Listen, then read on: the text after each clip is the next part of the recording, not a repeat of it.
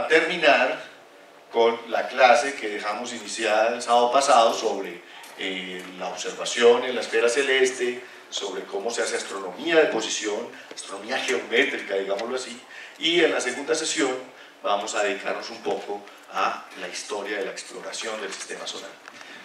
Veíamos la semana pasada entonces cómo desde la antigüedad hemos utilizado el modelo geocéntrico, a pesar de que no es un modelo correcto, como un modelo geométrico del universo. Y es un modelo que nos facilita hacer observación sobre la esfera celeste.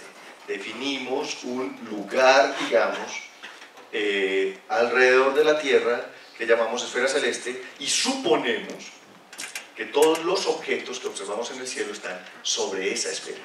Es como la pantalla del planetario, era lo que yo les explicaba. O sea, en la pantalla del planetario uno ve las estrellas allá pegadas, ve el sol moverse sobre esa pantalla, ve la luna, los planetas moverse sobre la pantalla, y es exactamente lo mismo que suponemos con la esfera celeste. Y decíamos que es una esfera con un radio arbitrario igual a 1, que no tiene unidades. El radio 1 nos facilita simplemente los cálculos. Eso lo hicieron los astrónomos pues, para no enredarse, porque igual no tenemos ni idea de cuál es el radio de la esfera celeste. Y sobre esa esfera vemos todos los movimientos aparentes de los astros, y sobre esa esfera los astrónomos realizan todas sus mediciones.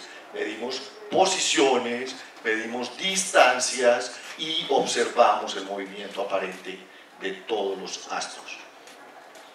Se definen también, con respecto a esa esfera, varios, referencias, como son el horizonte, y sobre ese horizonte se definen los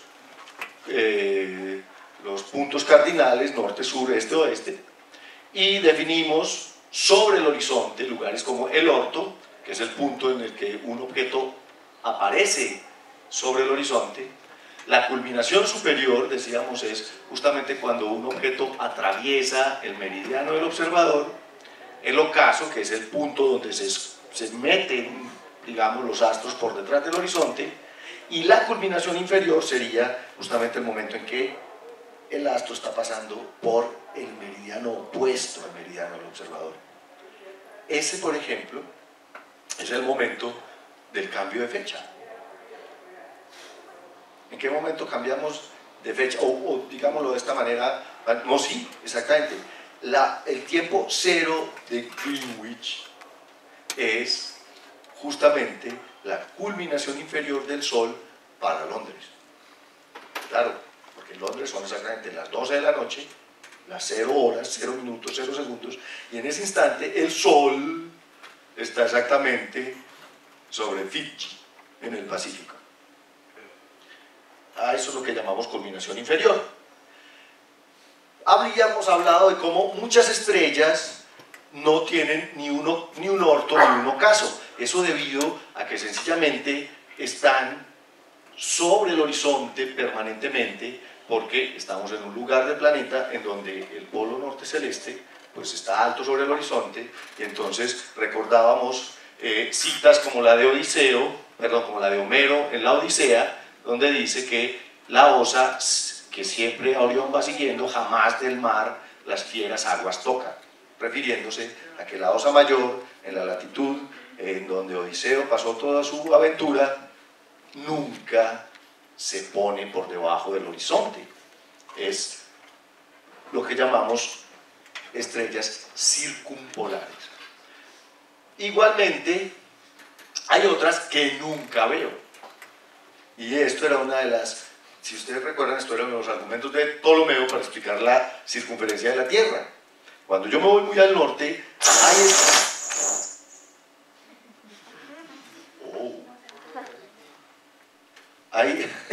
cuando yo me voy muy al norte, hay muchas estrellas que se pierden definitivamente por el horizonte y que jamás vuelvo a ver del hemisferio sur. Eso es lo que llamamos estrellas anticircumpolares. Decíamos también que la rotación de la Tierra no es uniforme, y entonces esto causó, por ejemplo, que el segundo, que es el patrón de tiempo en física, se definiera de una manera diferente. Hasta 1967 más o menos, el segundo se definía como una 86.400ava parte de un día solar medio. Y el día solar medio está directamente relacionado con el periodo de rotación de la Tierra. Pero como el periodo de rotación de la Tierra es variable, de hecho, la distribución de masas y la fricción con las masas líquidas del interior y del exterior de la Tierra, los océanos, frenan al planeta.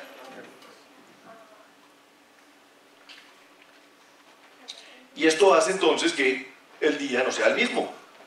Para los dinosaurios, el día duraba 22 horas.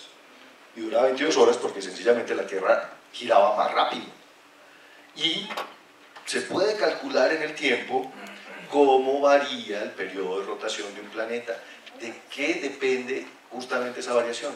Depende de la interacción gravitacional que tenga con otros objetos. Los planetas que están muy cerca de sus estrellas terminan frenándose completamente y obteniendo lo que se llama rotación sincrónica, como le pasó a la Luna. La Luna terminó frenando su rotación hasta que igualó su periodo de rotación al periodo de traslación, y por eso siempre vemos la misma cara de la Luna. Hay muchos planetas que se encuentran así, se llaman planetas bloqueados gravitacionalmente.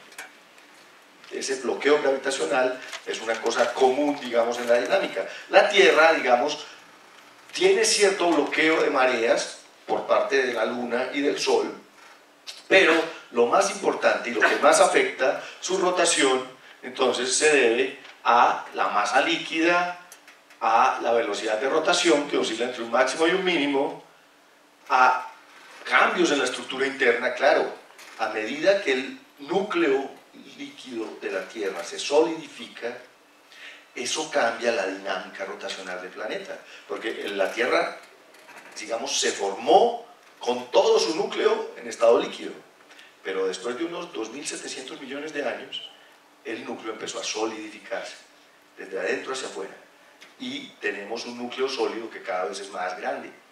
O sea, el planeta sigue enfriándose, el proceso de enfriamiento de la Tierra sigue solidificando el núcleo, y entonces, a medida que cambia de fase el núcleo de la Tierra, eso cambia las propiedades rotacionales del planeta también, y eso cambia las propiedades del campo magnético del planeta, etcétera, etcétera.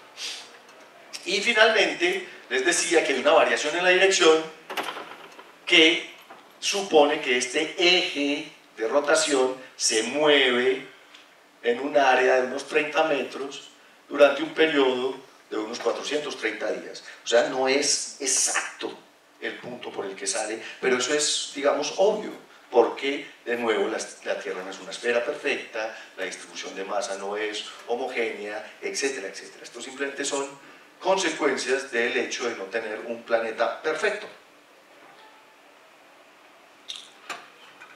Además de la rotación, sabemos que nuestro planeta posee un movimiento de traslación alrededor del Sol. Cualquier objeto que orbite el Sol describe una órbita que tiene forma de cónica. Las cónicas, como ustedes lo saben, son las figuras geométricas que, digamos, parten de hacer cortes en un cono, que son figuras muy famosas para los griegos, que los pitagóricos conocían, que, de acuerdo con la película, Hipatia ya había desarrollado, pero que finalmente, pues, la geometría analítica de los siglos XVI y XVII terminaron por completar el estudio de las cónicas, y que la solución de la gravitación de Newton da como resultado para los diferentes tipos de órbitas. La interacción gravitacional entre dos objetos supone que uno de ellos se mueve, orbita al otro, ya sea en una elipse, digamos que la más básica es un círculo, la órbita circular, hay muchas que son muy cercanas a los círculos, en una elipse donde el Sol está en uno de los focos, o en órbitas abiertas, que pueden ser parabólicas o hiperbólicas. Esas son las cuatro cónicas. ¿De qué depende que un objeto posea, digamos, una órbita cerrada o una órbita abierta? ¿De qué depende de que un planeta permanezca en órbita elíptica alrededor del Sol y no se escape? mientras que hay cometas que pasan y siguen derecho. Ahora vimos la trayectoria del DA14.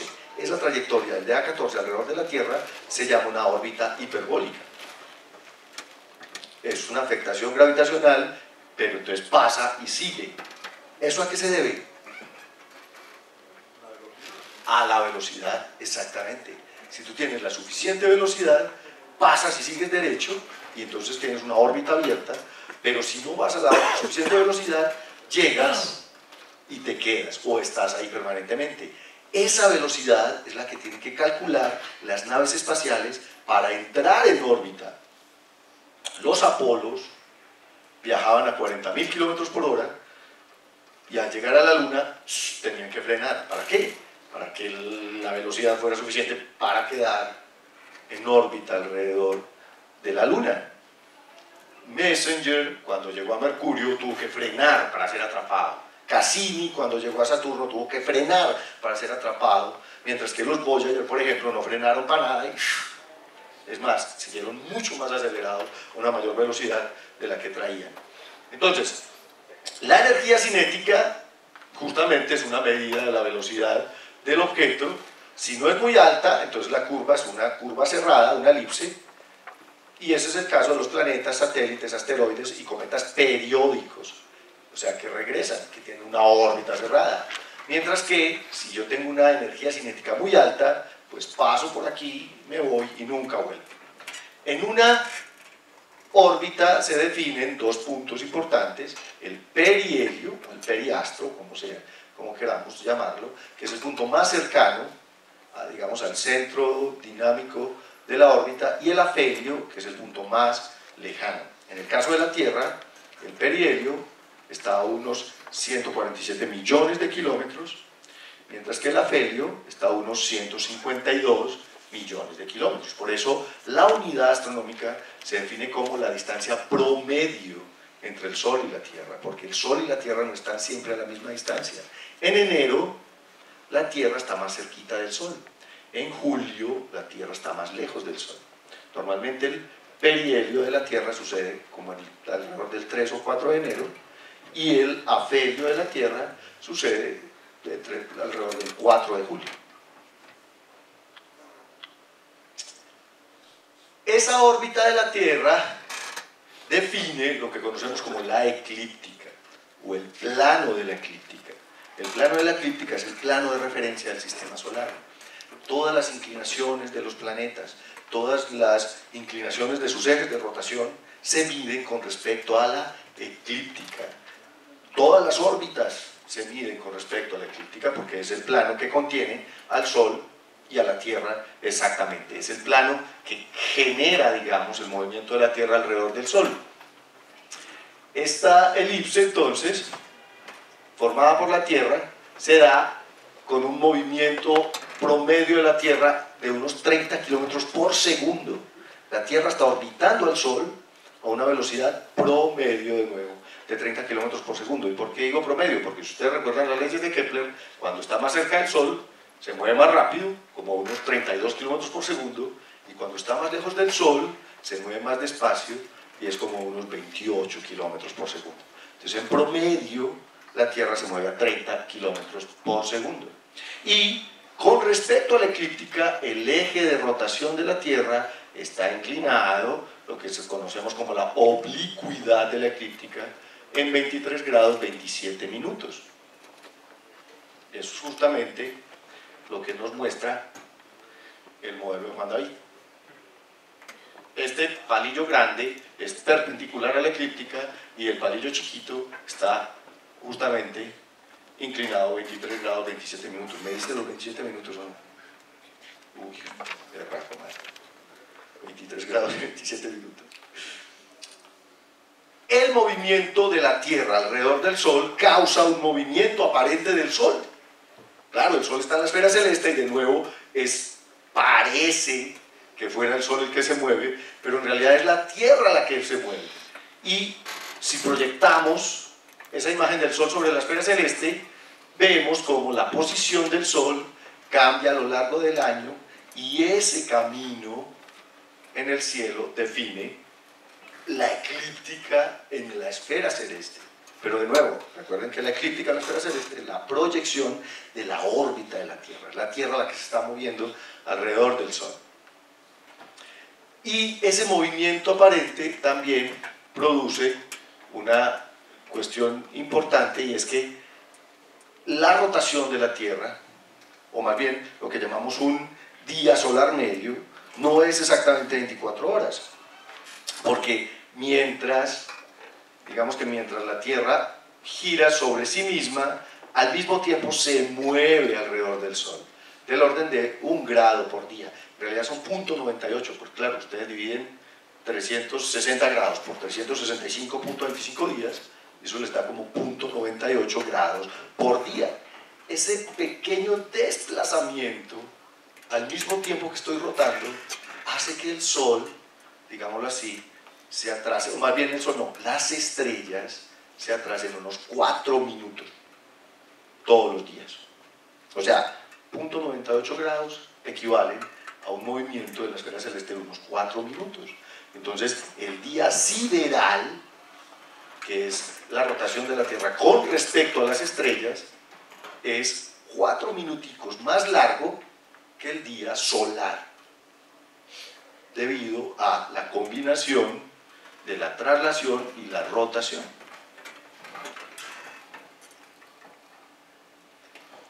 Se definen también en la esfera celeste lo que llamamos la línea de los equinoccios, que básicamente cortan a la eclíptica y el plano del ecuador, y es justamente, va desde el punto donde la eclíptica corta el ecuador de sur a norte, hasta el punto donde la eclíptica corta el ecuador de norte a sur. Esta línea que une esos dos puntos en el cielo se llama la línea de los equinoccios y define los dos puntos donde se da el equinoccio. El primero se llama punto Aries, que es el que define el equinoccio de primavera, y se llama punto Aries o punto vernal por tradición. Pero les voy a decir algo, el punto Aries ya no está en Aries, estaba en Aries hace 4000 años, pero por la precesión, después de Aries pasó a Piscis, y ahora salió de Piscis y está en Acuario. Y entonces los místicos, astrólogos y toda la vaina hablan de la era de Piscis, que se acabó, y ahora empieza la era de Acuario. Pero no tienen ni idea de que eso se trata de la precesión del eje de rotación de la Tierra. Simplemente el equinoccio, este punto vernal, se mueve en el cielo. Y eso fue lo que calculó Hipparco. Se mueve en el cielo del orden de 53 segundos de arco por siglo. Y a esa velocidad se ha cambiado de posición y da la vuelta a todo el cielo en 26.000 años. Y la línea de los solsticios, pues obviamente, es una línea perpendicular a la línea de los equinoccios que intersecta la esfera celeste en dos puntos. Justamente en el punto de Cáncer, que se da en el solsticio de verano, cuando el Sol está justo en su máxima declinación norte, y el punto de Capricornio, que es el solsticio de invierno, el 21 de diciembre, que se da cuando el Sol está en su mínima declinación, en su máxima declinación sur. O sea, claro, cuando el Sol está más al sur, empieza el invierno en el norte. Por eso se llama solsticio de invierno. Cuando el Sol está más al norte, empieza el verano en el norte y se llama solsticio de verano. Obviamente es intercalado para el hemisferio sur. Mientras en el norte están en invierno, en el sur están en verano y viceversa.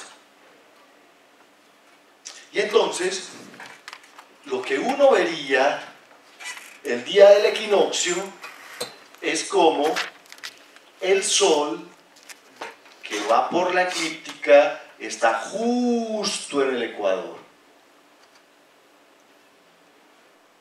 Y durante ese día, como el Sol está justo en el ecuador, pues tenemos 12 horas de día y 12 horas de noche en el ecuador. Eso es exactamente el equinoccio. Igual noche y día. Y justamente después de que pase, aquí miren, aquí está en el hemisferio sur, el día siguiente, por ejemplo, el 22 de marzo, si esto va a suceder el 21 de marzo, para el 22 de marzo ya el Sol se movió del orden de 1 grado, pero no fue el Sol el que se movió, fue la Tierra la que se movió 1 grado y entonces el Sol ya va a estar por encima del ecuador. Este año los equinoccios suceden el 20 de marzo a las 11:02 en tiempo universal, o sea a las 11:02 hora de Greenwich. Nosotros simplemente le quitamos 5 horas. Entonces el equinoccio de primavera para nosotros sucede el próximo 20 de marzo a las 6:02 de la mañana. No lo vamos a poder ver porque a esa hora el sol está todavía por detrás de Santa Elena, pero si estamos en un lugar planito, veríamos en ese instante al sol justo sobre el ecuador. Miren que es un instante. El equinoccio en realidad es un instante, porque claro, la Tierra sigue moviéndose, entonces aparentemente el Sol sigue moviéndose. Pero a todo el día lo llamamos el equinoccio. Pues, una cosa es el equinoccio fecha y otra cosa es el equinoccio astronómico. El equinoccio astronómico es el instante mismo en que el Sol está sobre el ecuador. El solsticio de verano para este año es el 21 de junio a las 5:04 en tiempo universal, o sea que para nosotros es a las 0:04. Tampoco lo vamos a ver. Es justo cuando estamos en la medianoche. 0:04 del 21 de junio vamos a estar en solsticio de verano. El equinoccio de otoño va a suceder el 22 de septiembre a las 22:44 del tiempo universal. Para nosotros sería a las 5:44 de la tarde. Y el solsticio de invierno para este año es el 21 de diciembre a las 17:11 del tiempo universal, o sea para nosotras exactamente al mediodía. Exactamente a las 12:11 del 21 de diciembre vamos a tener solsticio de invierno. Decíamos entonces que la esfera celeste, que sigue siendo una herencia de la astronomía copernicana, de la astronomía tolemaica y griega, pues la utilizamos en astronomía moderna para poder hacer mediciones. Y para hacer mediciones sobre una esfera necesitamos definir sistemas de coordenadas. ¿Cómo diablos voy yo a referenciar la posición de un objeto en el cielo? Piensen en el camello que tenían los astrónomos ayer referenciando la posición de DA14. Además porque está cambiando permanentemente. Entonces permanentemente hay ya software especializado que está calculando la posición, porque la física es una maravilla.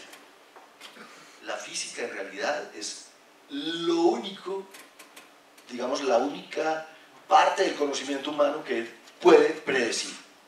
¿En serio? Ningún astrólogo sabía por dónde iba a pasar el DA14 ayer. Pero los astrónomos, utilizando física, sabíamos exactamente por dónde iba a pasar. Y eso se lo debemos a que definimos la manera de medir geométricamente sobre la esfera celeste. Y entonces podemos tener sistemas de coordenadas que dependen del origen, o sea, del punto de referencia desde donde medimos esas coordenadas. Están las coordenadas topocéntricas, en donde simplemente la referencia es el lugar de donde yo estoy observando sobre la superficie de la Tierra. Las coordenadas topocéntricas son las que utilizan las cartas celestes. En una carta celeste tú estás observando coordenadas topocéntricas, porque la carta celeste está mostrando las posiciones de los objetos vistos desde el lugar en donde tú estás parado. Mientras que tenemos, por ejemplo, coordenadas geocéntricas, en las cuales el origen es el centro de la Tierra. Los satélites, los GPS, las naves espaciales utilizan coordenadas geocéntricas. El centro de la Tierra es su sistema de referencia. Mientras que, si estamos hablando de coordenadas para medir dónde está una nube interestelar, pues podemos hablar de coordenadas heliocéntricas. Esas son coordenadas fundamentadas en el Sol, o en lo que llamamos el baricentro del sistema solar. El baricentro del sistema solar es el centro de masa del sistema solar. ¿Y dónde está esa vaina? En el Sol. No exactamente en su centro, pero sí muy cerquita. Esa es la idea. Y además de esto, entonces, dependiendo del plano fundamental que utilicemos en la esfera celeste para medir, podemos clasificar estos sistemas de coordenadas, ya sea en horizontales, en ecuatoriales horarias, en ecuatoriales absolutas, en coordenadas eclípticas o coordenadas galácticas. Y vamos a ver un poco de todas ellas.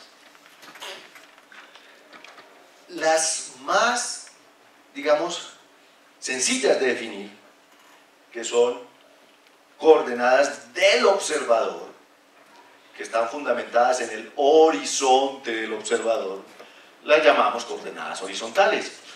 Entonces, el plano desde el que yo voy a medir las coordenadas horizontales es el horizonte.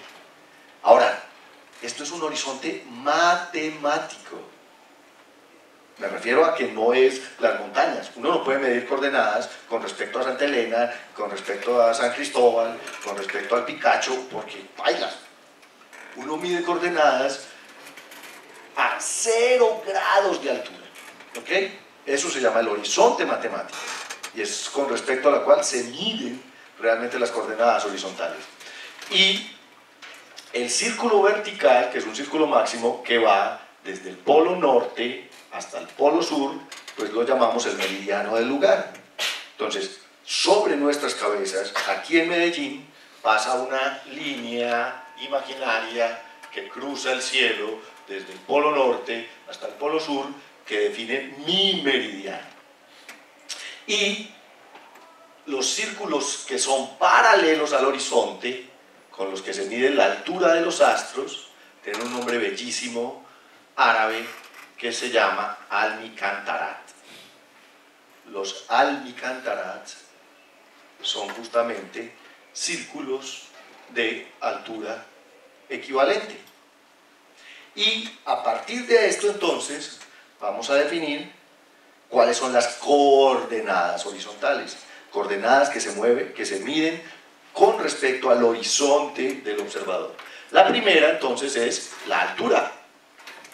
La altura de un astro, que se define con H minúscula, simplemente es el ángulo que hay entre la visual del astro y el horizonte. Sencillo. O simplemente desde el horizonte hasta el astro. Acuérdense que lo que estoy midiendo es sobre una esfera. Y como estoy midiendo sobre una esfera, estoy midiendo un ángulo. Ese ángulo varía entonces desde 0 grados. ¿Un astro cuándo tiene 0 grados? Cuando está justo en el orto. Exacto. Ya tenemos que hablar como astrónomo. Un astro en el orto tiene una altura de 0 grados. Y, pues obviamente, el astro va subiendo, y puede llegar hasta 90 grados, justo cuando esté en el cenit.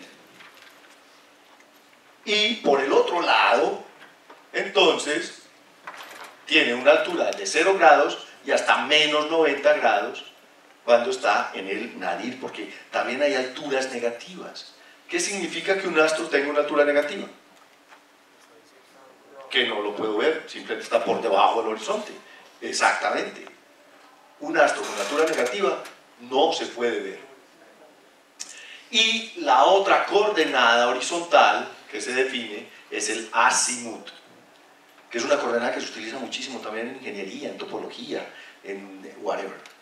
Es una coordenada que me dice cuál es el ángulo que forma el meridiano superior del lugar, o sea, el norte, con el círculo vertical que pasa por el astro. Eso suena raro, pero es así de sencillo. Miren, si yo quiero saber cuál es el azimut de esa lámpara, la lámpara de atrás, ese es mi astro. Yo estoy en medio de la esfera celeste y yo estoy parado justo hacia el norte. Mi azimut yo lo mido desde el polo, pues desde el norte cardinal sobre el horizonte. Estoy midiendo un ángulo, quedo con los ojos, hasta ahí. Y ahí me encontré justo con la vertical. La vertical es la línea que une el horizonte con el astro y que me mide la altura. Entonces es sencillo. Yo me voy desde el norte, sobre el horizonte, ¡tan! Me la encontré. Ahí está mi azimut. Mi azimut es un ángulo medido sobre el horizonte del observador. Y obviamente entonces puede ser un ángulo que va desde 0 grados hasta 360 grados, porque me da toda la vuelta sobre el horizonte. Y se define también con respecto al horizonte una distancia, un ángulo en el cielo que va desde el cenit hasta la posición del astro y que es igual a 90 grados menos la altura. Eso se llama la distancia cenital. La distancia cenital es qué tan lejos está un astro del cenit. Así de sencillo.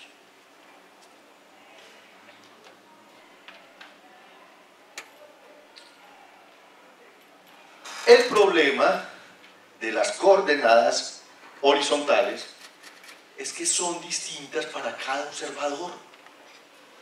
Si usted se va a Bogotá, no puede darle coordenadas horizontales a alguien que esté observando un cometa en Bogotá, aquí en Medellín, porque usted le va a decir desde Bogotá, la altura es de 15 grados. Ah, sí, pero esos son los 15 grados del horizonte de Bogotá. Como yo estoy con una latitud y con una longitud diferente, mi altura en Medellín es distinta.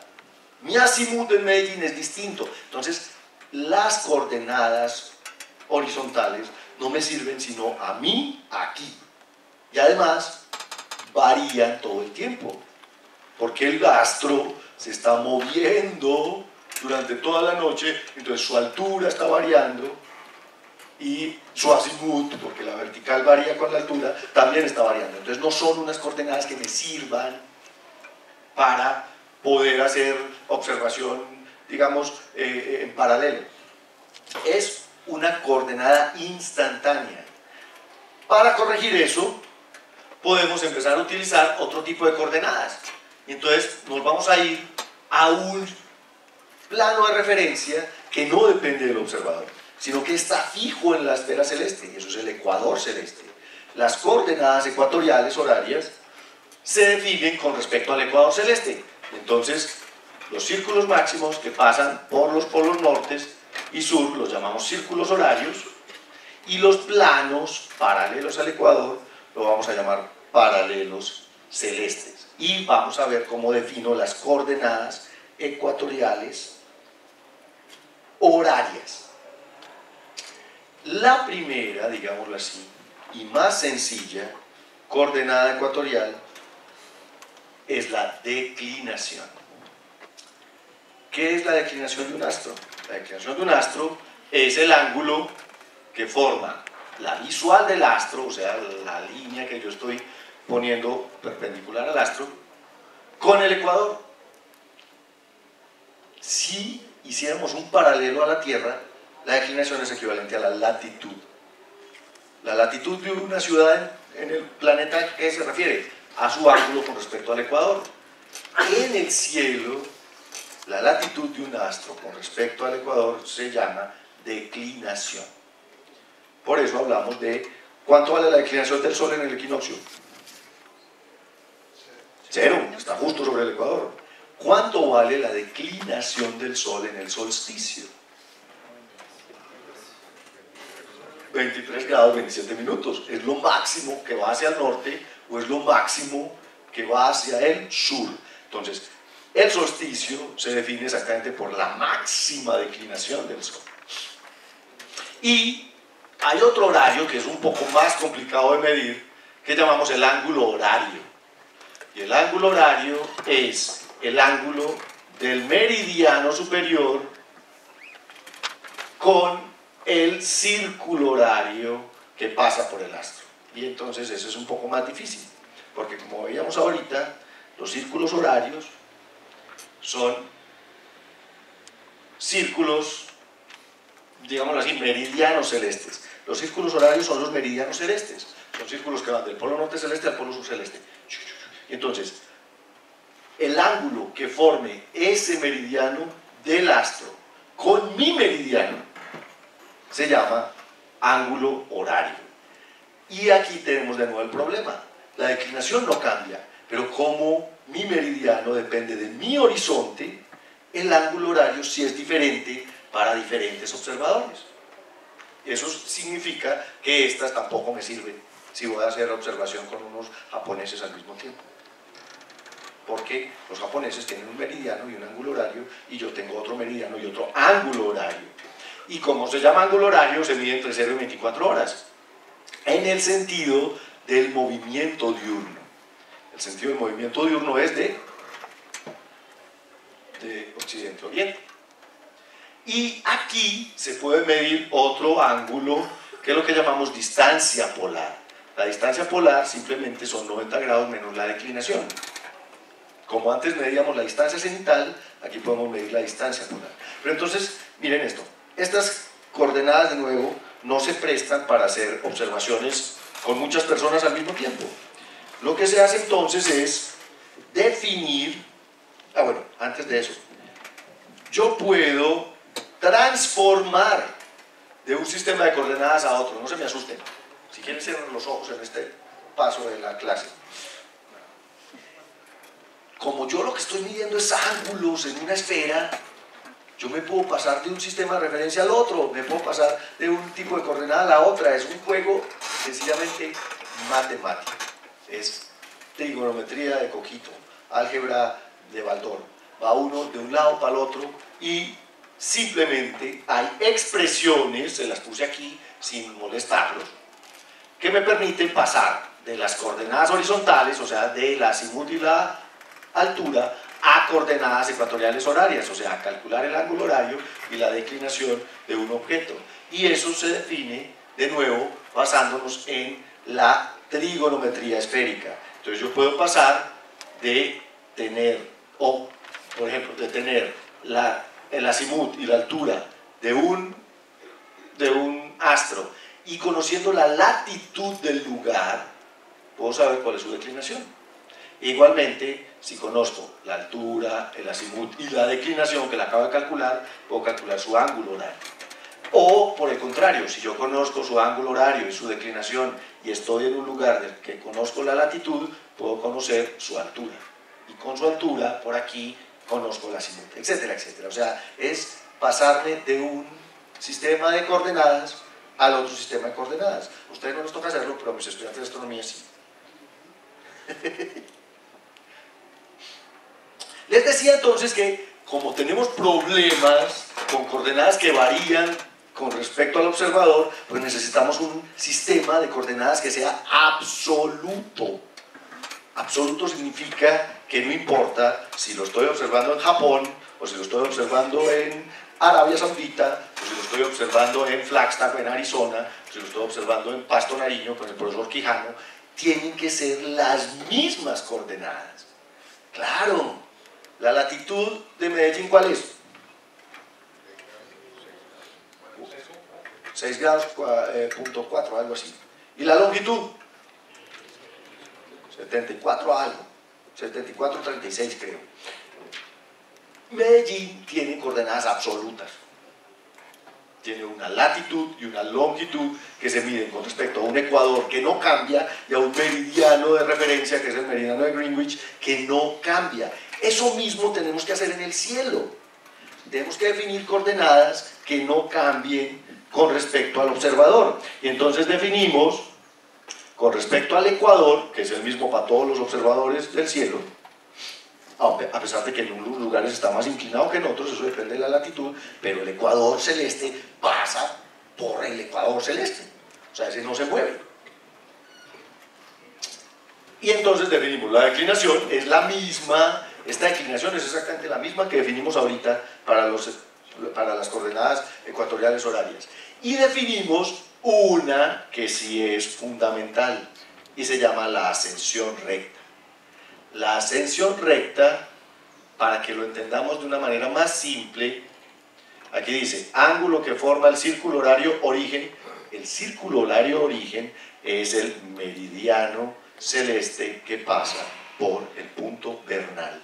O sea, en el cielo no hay meridiano de Greenwich, hay meridiano del equinoccio de primavera. No, nada que ver. El de Greenwich es aquí sobre la Tierra. El meridiano del equinoccio vernal está sobre el equinoccio, sobre el punto vernal en el cielo. Ahora, ustedes van a decir, pero espérense, ¿y entonces qué hacemos con la precesión? Y resulta que como el bendito equinoccio se nos mueve, pues estas coordenadas hay que estarlas actualizando. De hecho, cuando uno observa en un catálogo, en una tabla de efemérides, ustedes van a ver que siempre en una tabla de efemérides hay una referencia. Y entonces dicen declinación, ascensión recta para J2000. J2000 significa que la última vez que se actualizó esa ascensión recta fue en el 2000.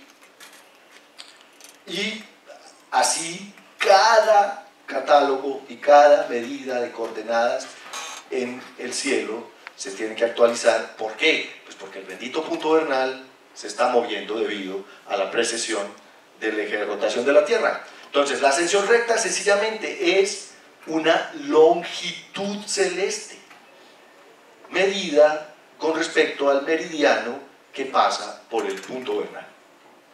Y de esa manera, entonces, ya si yo puedo definir el punto en donde está un bendito astro en el cielo, porque tengo una referencia que no cambia, el ecuador y el punto vernal. Pero el punto vernal cambia, pero cambia 53 segundos por siglo. Si yo voy a hacer una medida hoy, una mañana, me sirven los J2000, que llevan 12 años. Pues no me ha cambiado nada, ahí me lo voy a encontrar. De esta manera se definen entonces las coordenadas absolutas, que además son las que todo el mundo utiliza. Todos los astrónomos utilizan ascensión recta y declinación para poder ubicar un objeto en el cielo. Es la manera más sencilla. Y los telescopios tienen movimiento en ascensión recta y declinación. Hay unos telescopios que son horizontales, que se mueven en azimut y altura, pero ustedes saben, los que manejan telescopios, que es un gallo hacer seguimiento de un objeto con un telescopio en azimut de altura. Es lo que se llama una montura horizontal. Las monturas horizontales o monturas altazimutales funcionan con azimut, entonces yo puedo mover el telescopio así, y altura, lo puedo mover así. Pero ese telescopio yo no lo puedo poner a fotografiar una galaxia, porque si le pongo la bendita CCD a fotografiar una galaxia que necesita, no sé, póngale 5 minutos de exposición. Entonces, claro, mientras yo tengo el telescopio puesto en la galaxia, la Tierra se mueve, y se mueve un montón en 5 minutos. Se me sale la galaxia del telescopio. En cambio, hay telescopios que son los telescopios profesionales del mundo, que son los telescopios que utilizan todos los fotógrafos astronómicos, que tienen montura ecuatorial. Y cuando hablan de montura ecuatorial, no fue porque la hicieron en Ibarra, en Ecuador, sino porque son monturas que están diseñadas para las coordenadas ecuatoriales absolutas. Y esos telescopios se mueven sobre el ecuador, midiendo ascensión recta, y sobre los meridianos, midiendo declinación. Entonces yo puedo poner un telescopio de esos exactamente en la ascensión recta y en la declinación que necesito para fotografiar M31. Y después le prendo un motorcito que se mueve exactamente a la velocidad a la que rota la Tierra. En relación, obviamente, sí, porque la Tierra rota a 400 metros por segundo. Pero la piñonería del motorcito simplemente hace que el telescopio se mantenga en la misma ascensión recta y la misma declinación, a pesar de la rotación de la Tierra. Y es sencillo porque simplemente es llevar el telescopio paralelo al ecuador. Y así puedo tomar fotos de 5, 10, 15 minutos, lo que me dé la gana. Entonces, normalmente los telescopios tienen monturas ecuatoriales para poder utilizar las coordenadas ecuatoriales absolutas. Otro sistema de referencia absoluto que me puede funcionar es lo que llamamos coordenadas eclípticas. En este caso, cambiamos del ecuador a la eclíptica. La eclíptica también es un círculo máximo, es la misma para todo el mundo en el planeta, entonces, podemos definir coordenadas con respecto a la eclíptica. Entonces, con respecto a la eclíptica se define vamos a ver una cosa aquí, se definen círculos máximos que pasan por los polos eclípticos, el K y el K, son polos eclípticos, son diferentes al polo norte y al polo sur celeste, y que atraviesan los equinoccios y los solsticios. Entonces tenemos los meridianos, y por los equinoccios y los solsticios pasan algo que llamamos los coludos. Y puedo definir, con respecto a la eclíptica entonces, una latitud eclíptica. ¿Qué es un ángulo de latitud eclíptica? ¿Qué tan lejos estoy de la eclíptica?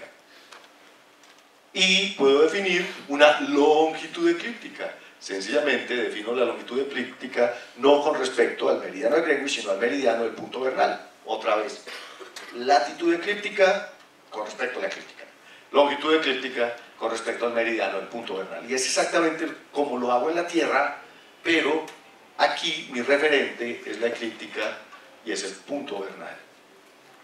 Y de nuevo, yo puedo hacer transformaciones de coordenadas, pasar de ascensión recta y declinación a coordenadas eclípticas y viceversa, simplemente con trigonometría.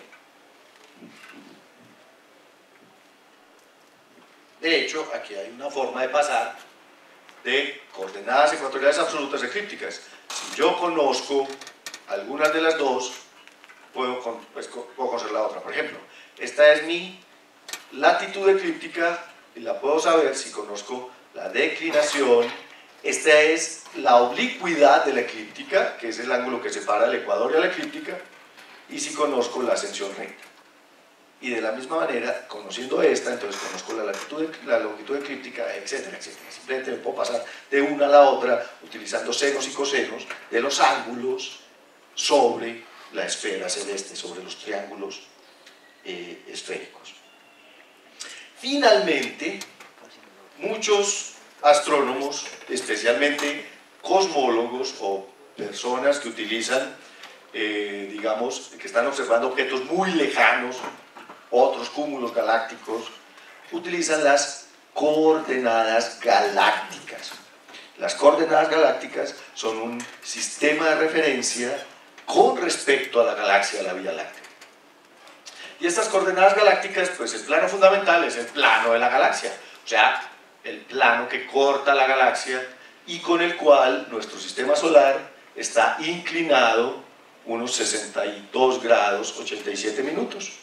62.87 grados, eso más bien es 62 grados 45 minutos, más o menos, 50 minutos.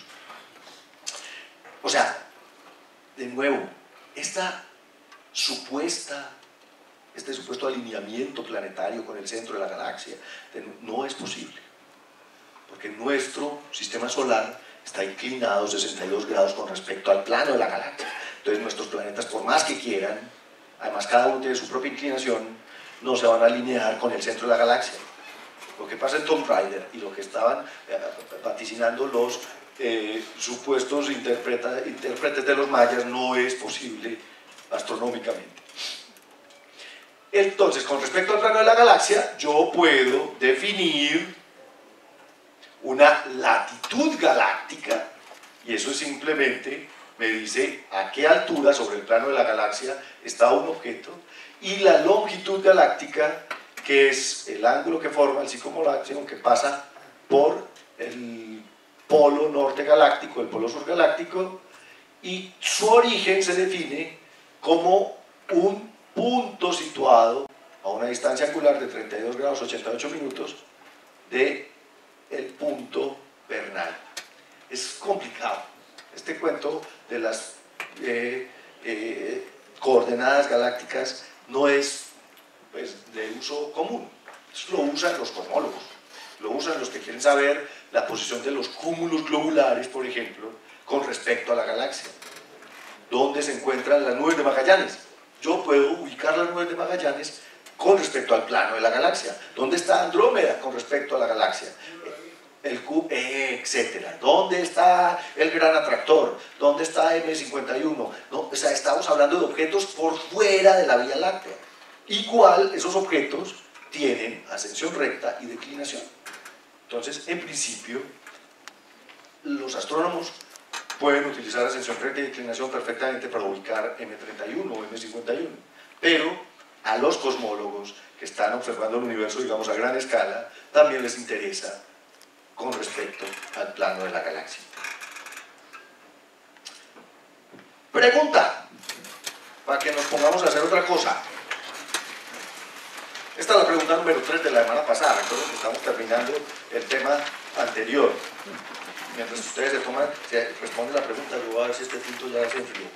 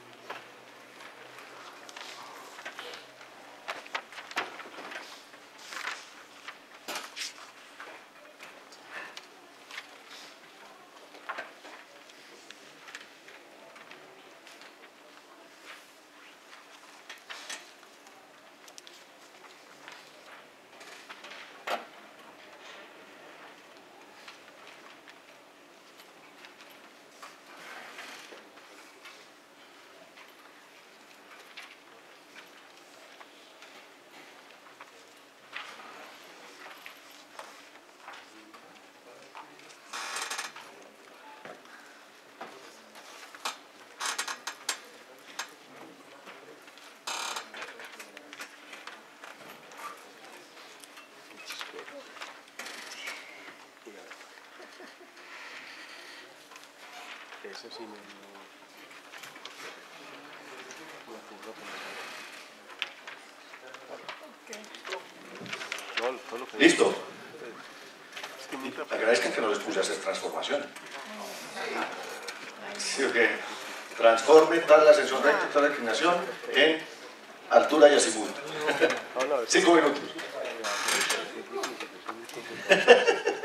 Bueno, miren, ahora todo esto que acabamos de ver, todo esto que se ve tan, yo sé que es cuando uno lo explica y lo muestra en dibujitos ahí es como complicado, pues pongámoslo en realidad.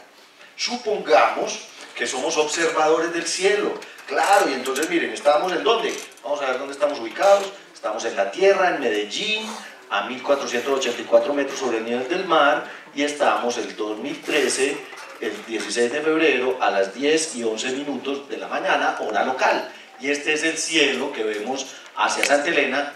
Lo maravilloso de esto es que podemos cambiar el horizonte. ¿Quieren cambiar el horizonte? Para que se parezca más a Santa Elena. A montañas en la luna. Ese es el problema. Que si nos vamos para la luna... árboles. Eso. Supongamos que estamos metidos en carrusel. Problema, no vemos ni un carajo. Pero bien tiene lo suyo. ¿Cuál es el del Explora? No, yo no lo tengo, ese Andrés no me lo ha compartido. Ya, no importa. Estamos aquí en la pradera antioqueña. Pues sí, supongamos que estamos en una pradera antioqueña donde no se ven el cerro de Santa Elena ni nada de esto. Esto es nuestro horizonte hacia el este, o sea, mirando hacia Santa Elena. Si queremos mirar para Bello, entonces aquí está Bello. Esto era el Parque Explora hace 50 años. Y si queremos mirar para San Cristóbal, pues nos vamos para el oeste, San Cristóbal, por aquí está Robledo. Y si queremos mirar para Envigado, pues aquí está Envigado, aquí está Itamí. Este es nuestro cielo. Tenemos que tener mucha imaginación. Y entonces nuestra esfera está justo sobre nosotros. Ahí está el mono. Está justo, y uno puede ver a qué altura está el sol a esta hora. Por ejemplo, ahorita podemos hacer esa medida. Entonces, ¿qué es lo que uno define en el cielo? Como es tan maluco observar el cielo de día, hay una ventaja gigante de estos programas de computador, y es que yo le voy a decir, ¿sabe qué? Quítenme el brillo del sol. ¡Wow!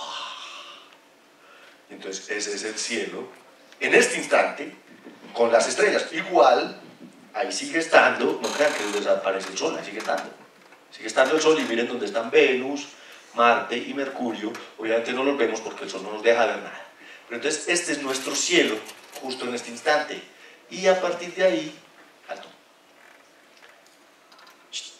quítese, hombre, voy a poner las coordenadas, voy a trazar algo que llamamos la grilla ecuatorial, y la grilla ecuatorial es trazar los meridianos y los paralelos celestes basados en el ecuador. Y entonces yo veo, por ejemplo, que justo en el este está ¿quién? El meridiano, el paralelo cero. ¿Cuál es el paralelo cero? El ecuador celeste. Este es mi ecuador celeste. Miren que el Sol está cerca del ecuador celeste, pero no mucho. O sea, todavía está en el hemisferio ¿qué? Sur.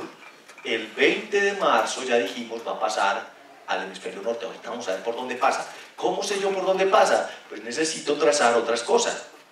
Necesito que me muestre, por ejemplo, la línea del ecuador, que me muestre mi meridiano, que me muestre mi eclíptica y que me muestre mi horizonte, que me muestre todo lo que acabamos de definir, ¿ok?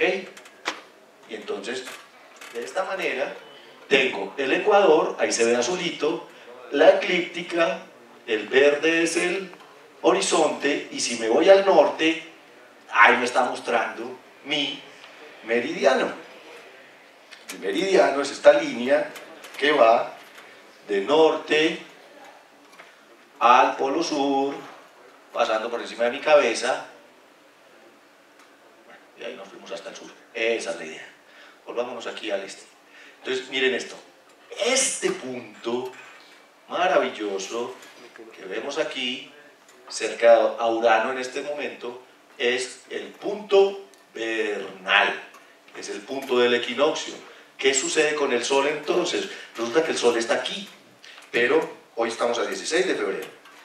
Durante los próximos días, el Sol va a empezar a moverse hasta llegar a este punto y cruzar por ahí el 20 de marzo. Vamos a verlo. Entonces, miren, esto es magia. Digamos que, espérense, hagámoslo con, no, hagámoslo aquí. Vamos adelantando esta vaina. Adelantámoslo muy rápido. Bueno, pero así no me sirve. ¡Alto, alto! Sí, claro, ¿qué se me hizo? Aquí, search window, ¿con cuál es que se sigue el Sol? Ajá, espérate. Ah, me fui para donde no era. Seguir el Sol, seguir el Sol. Hagamos algo más sencillo. Yo soy ñoño para estas cosas. La tecnología me puede a veces. Sencillo. En vez de esto, cambiemos de fecha.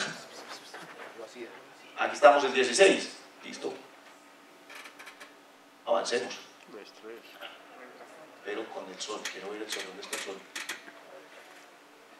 Ah, bueno, y bajemos de tiempo aquí. Es que está muy tarde. Pongámoslo a las 7 de la mañana. Ah, no, para que se me vea el equinoccio. Eso. A las... Ahí. Eso es como a las 10 de la mañana, ¿sí lo ven? Entonces me voy a adelantar en el tiempo. ¿Esto se podrá mover? Sí, maravilloso. Entonces, esto es el 19, el 20, el 21, el 22, el 23, el 24, el 25, el 26, el 28, el 29, 1 de marzo, 2, 3, 4, 5, 6, 7, 8, 9, 10, 11, 12, 13, 14, 15, 16, 17, 18, 19, ¡pim! 20 de marzo. ¿A qué horas fue que les dije que era el equinoccio? A las 6 o sea que fue un poquito más temprano. Entonces, el problema es que no lo vemos. Si es a las 6 de la mañana. Sí.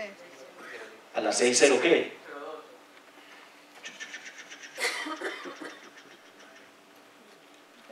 Ahí fue, justo en el horizonte, pero entonces como quitemos el horizonte. Eso es. El equinoccio de primavera este año va a suceder justo en ese instante. Nuestro Sol está sobre el ecuador. exactamente. Estoy pasando desde el polo sur, desde el hemisferio sur hasta el hemisferio norte. La línea azul es el ecuador celeste. Y la verde es el horizonte. El horizonte matemático, exactamente. Resulta que ese día el sol para nosotros está en el orto. Vamos a ver a qué hora está en el orto. Ahí está en el orto a las 6:09. 7 minutos después del equinoccio. Pero igual, como va a estar Santa Elena ahí atravesada, nosotros vamos a ver el sol mucho más tarde. Podemos poner de nuevo el horizonte. Ok. Entonces, de esta manera sé dónde está el sol. Ahora, veamos qué sucede con el sol después de que pase el equinoccio. Resulta que si me voy, ya no para, estoy en marzo, sino abril, miren qué pasó. Mayo, junio. Junio, y aquí voy a decirle que me muestre el sol. Miren, Júpiter no está muy pegado. En este momento, nuestra oblicuidad, el 20 de junio a las 6:10, es de 23 grados 26 minutos. O sea que todavía no ha alcanzado el solsticio. ¿A qué hora es el solsticio este año? Pero el 21, ¿cierto? 21 a las 0:11 minutos. ¿Dónde está mi sol? No lo veo, debe ser que está por debajo del horizonte a esa hora, pero no. Ah, claro, o sea que está por allá abajo. Ah, 12 del día. Pues yo quería ver en el horizonte, no, pongámoslo a las 6 aquí, a la hora que sale. 6:12, 6:12, pero miren, la idea es cuál. La idea es que sobre mi horizonte, ese día, miren dónde está el sol, a 23 grados 26 minutos, al norte del Ecuador. Esto es lo que yo he querido que mis estudiantes hagan. Fotografíen el sol todos los días a esa hora. Miren cómo se puede ver, devolvámonos, en los días, y vamos a ver cómo el sol se mueve sobre el horizonte.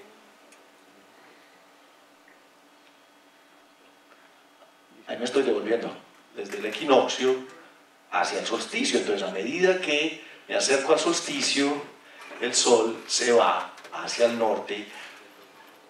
Estoy todavía en mayo. Junio 21. Después de ese día, él va a empezar a regresarse otra vez hasta que vuelva al Ecuador.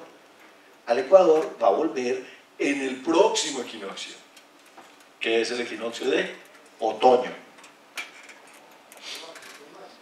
Esto es lo que se llama la máxima declinación norte del Sol, que sucede en el solsticio de verano. Exactamente. Ahora, uno puede, con esto, que es una maravilla, ver el solsticio de verano en cualquier año, cualquier época. ¿Ustedes se imaginan cómo habríamos ganado de plata haciendo horóscopos con esta vaina? Pucha, no, porque es muy decente, ¿sí o qué? Pero yo siento a 2 o 3 señoras del pueblo, les cresto con esta vaina y les saco a cada una cualquier megapalo por decirles qué va a pasar con la finca. Bueno, esta es la idea. Es claro aquí, pero es una cuestión de observar todos los días. Entonces, miren, si yo sigo avanzando y sigo avanzando en el año y sigo avanzando en el año, veo como el sol se devolvió para el sur, se volvió para el sur, se volvió para el sur, se volvió para el sur, y en septiembre, ¡pum! ¿Septiembre qué? ¿Septiembre 22 a qué horas? Ah, vean, ahí está, a las 17:44.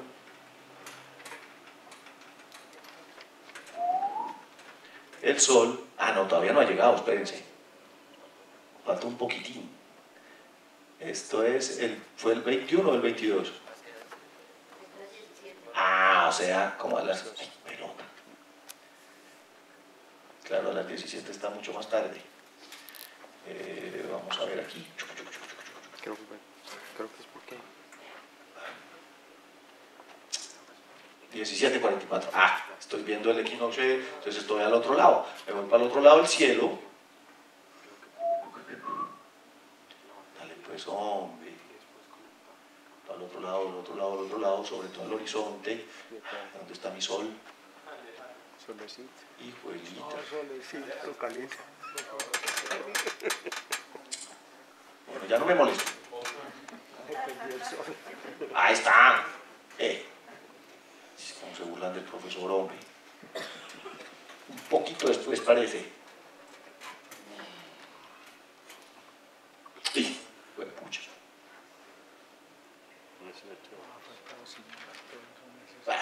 Ahí está.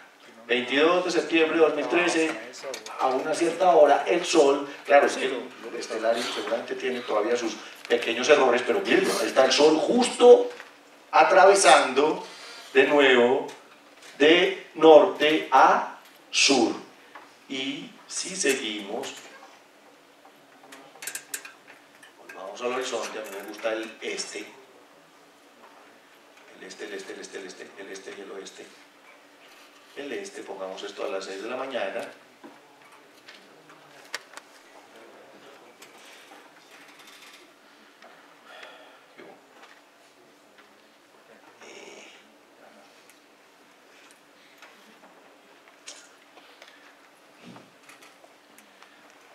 ¿Qué hora será que salía el sol? ¿Dónde está? Ah, ya está muy arriba.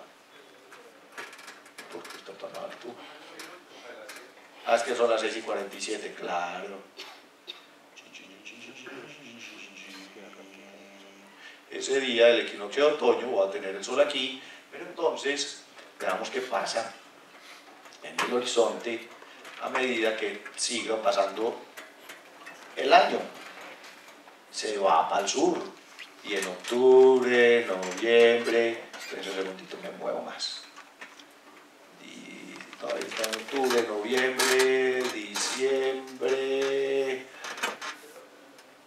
22, miren, ya está saliendo el sol. 20, diciembre 20 o 21.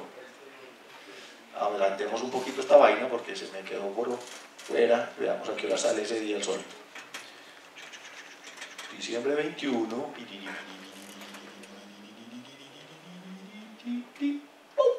Está saliendo como a las 6:10 de la mañana a exactamente 23 grados, 26 minutos sur. Aquí está, ascensión recta y miren la declinación. Menos 23, 26, 14. Para J2000. Y para este día exacto realmente es menos 23, 26, 16. Ha cambiado 2 segundos de 2000 a 2013. Ha cambiado 2 segundos de arco de 2000 a 2013. Esto es una maravilla. ¿Qué quieren hacer? Bueno, entonces espérense. ¿Cómo mido yo ascensión recta y declinación? Entonces, para cualquier objeto, vamos a ver qué objeto es este. 1. Este objeto es una estrella que se llama Sabic, que es Eta Ophiuchus. Eta Ophiuchus, que también en el catálogo de Hipparco se llama 84012A. Esto significa que es un sistema, puede ser binario o triple, quién sabe. A significa que es la estrella más brillante de ese sistema. Tiene una ascensión recta de 17 horas, 11 minutos, 11 segundos. Esa ascensión recta la estoy midiendo con respecto a ¿quién? Con respecto a el equinoccio de primavera. Si yo me voy desde el punto del equinoccio de primavera sobre el ecuador, vemos que esta línea corresponde al meridiano 17 horas. Entonces, claro, estoy 17 horas y muy cerquita, miren esto, 10 minutos, 11 segundos.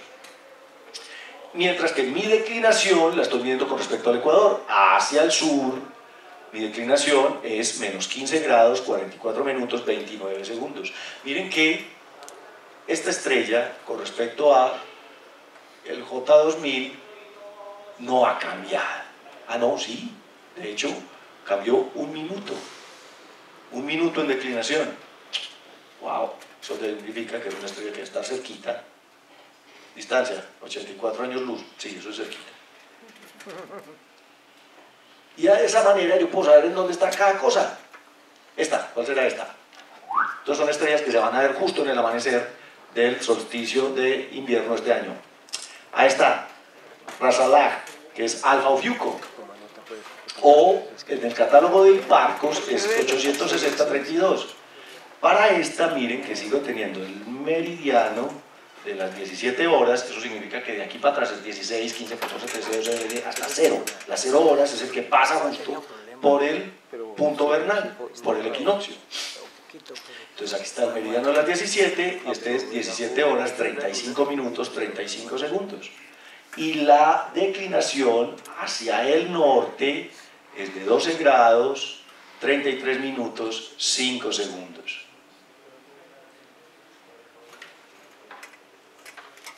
Y miren, aquí está el azimut y la altura. Y miren lo que está pasando con el azimut y la altura. ¿Sí ven lo que está pasando con el azimut y la altura? Y con el ángulo horario, azimut, altura y ángulo horario cambian permanentemente porque el bendito cielo se está moviendo. Por eso no me sirve. Porque entonces yo le estoy diciendo al japonés, 10 grados 23, 15, no, 10 grados 23, 30, no, no puede. La cosa está cambiando todo el tiempo.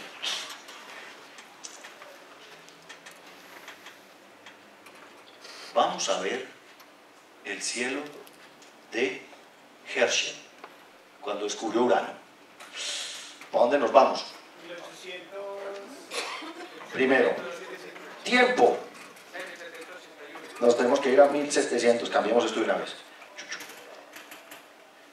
1781. El 23 de marzo no fue, o el 13. Marzo 13. Pero además no nos sirve aquí. ¿Dónde estaba Herschel? En Inglaterra, entonces vámonos para Inglaterra. Cambiemos esto y nos vamos para Londres.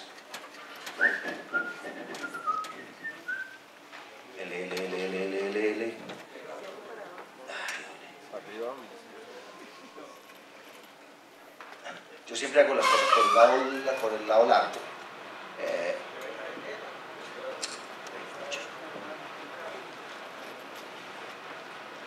Ahí me pone con la lupita. Ya supe, Lupe, ya supe. Londres. London, Canadá, no, ese no me sirve. London, United Kingdom. Ah, está, estamos en Londres.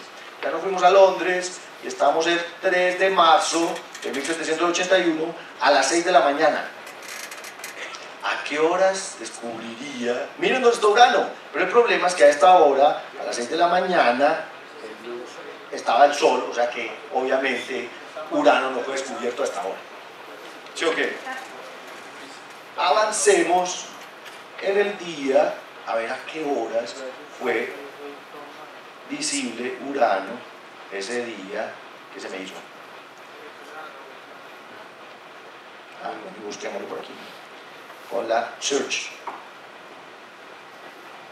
Uranus. Go. Ajá. Miren, ahí está. Fue justo después del atardecer. ¿Por qué sabemos que fue justo después del atardecer? Porque miren esto. A las 7 y 16 minutos ya Urano se iba a esconder detrás de este árbol. Quitemos el árbol. Supongamos que estamos frente a la playa. Cambiemos del horizonte. Y vámonos para un océano. Eso es, océano, muy bien. Ahí está, aquí estaba Urano. No, pero Urano es este, sí. A ver. No, ese es la nada. No. ¿Cuál es Urano? No, son los más chiquitos, espérate. Y movamos un poquito. Justamente, aquí este desgraciado. Urano es este. No. Este. Muchas estoy yo más perdido que Hershey, que cuata berraca.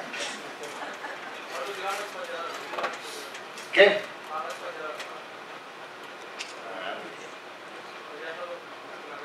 Miren esto, Urano esa noche estaba muy cerca de Orión, aquí estaba Betelgeuse, aquí está Aldebarán, que es Tauro, y estaba en qué constelación. Alanat es de quién? De Tauro, fue descubierto en Tauro. Y con una magnitud de 5.6, bajito, pero todavía, oiga, con 5.6, en un buen cielo era visible a simple vista, muy ciego Herschel que no lo había visto. Con un telescopio, en ese momento, descubrimos Urano. Es una maravilla ver el cielo de Herschel. Ahora veamos el cielo de Neptuno. ¿Cuándo fue descubierto Neptuno? ¿Quiénes hicieron la tarea? 1846. ¿Qué día? 1846, en septiembre. ¿Septiembre qué? 23. Listo, pero nos tenemos que ir a Berlín.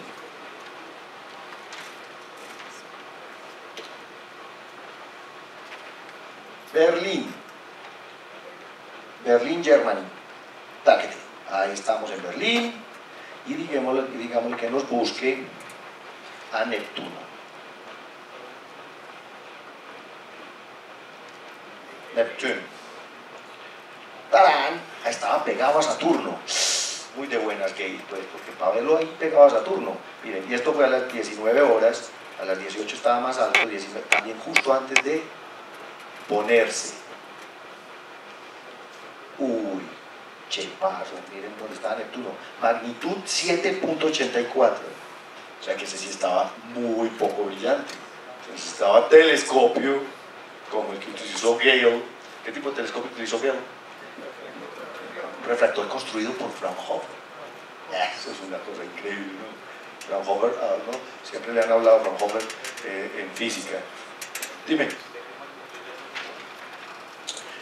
La magnitud mínima es de alrededor de 6. 6 cuando tienes un 20-20 de visión, pero yo no lo sé, como 4. Pero a menos 4. 6 es como la magnitud límite que fue establecida por Hipparco. Pero de ahí para atrás todo es demasiado oscuro. Hay quienes ven cosas mucho más opacas, mucho más tenues. Cuando ahí tiene un ojo de águila, Berraco veía Andrómeda a simple vista desde la Tatacoa. ¿Y lo que no se lo inventa, Pablo? Ah, pero ahí está la ventaja. Como usted es bien miope y no ve nada, ¿cómo le va a decir que no está viendo? Eso es una ventaja grande que tiene Juan. Bueno, en lo que clasificó Hipparco, resulta que Hipparco hacía lo siguiente, era un truco muy sencillo. Hizo unos huequitos en una lámina metálica y comparaba el brillo de la estrella con el brillo de una vela alrededor a través de los huequitos. Entonces obviamente el huequito más grande era el más brillante, a ese le dio magnitud 1, y el huequito más pequeño, que era el menos brillante, le dio magnitud 6. Y a punta de comparación empezó a darle magnitud a las estrellas. Ahora, pues como tenemos fotómetros, etcétera, etcétera, ya no utilizamos velas con huequitos, pero seguimos usando un método de magnitudes que se inventó Hipparco en el siglo II a.C. Entonces, y ya son decimales. Por ejemplo, la magnitud de Neptuno, el día en que Gale lo descubrió, era de 7.84. Eso es una maravilla. Pero entonces, está basado exactamente en lo que hizo, en la proporción que hizo Hipparco, y que después Thomson, en el siglo XIX, convirtió en una ecuación, y donde los brillos dependen de una serie geométrica. Hay una escala logarítmica que me dice qué tan brillante es un objeto que tiene una magnitud superior. Pero, o sea, digamos que ya hay forma de calcularlo a través de la ley de Poisson, pero la ley de Poisson es las matemáticas del método de Hipparco. ¿Okay? Bueno, pipi break.